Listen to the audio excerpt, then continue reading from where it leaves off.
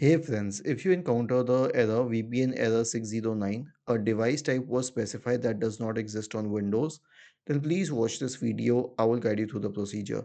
Now, while discussing each and every solution, I will discuss the logic behind that solution. The first solution is an SFC scan. So, why an SFC scan? Because what if it is caused by missing and corrupt files on the system? Because that can also cause an issue with the VPN. Before anything else, we will try this. So search for command prompt in the Windows search bar and click on run as administrator. Type the command sfc space forward slash scan now and hit enter. This will initiate the SFC scan. It requires the system to reboot. Okay. The next one is to update Windows. Why? Because VPN has very strict security standards, and for that you need to make sure that the latest security updates are installed on your computer.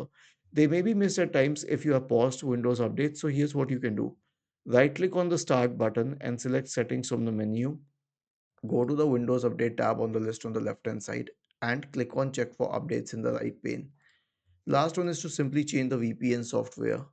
For example, if you're using Google Chrome per se, so click on these three dots at the top right corner, and then you can go to extensions, and then you can select visit Chrome store, and then you can search for extensions, like just search for VPN, and you can use the most popular VPN here. Okay, just say add to Chrome.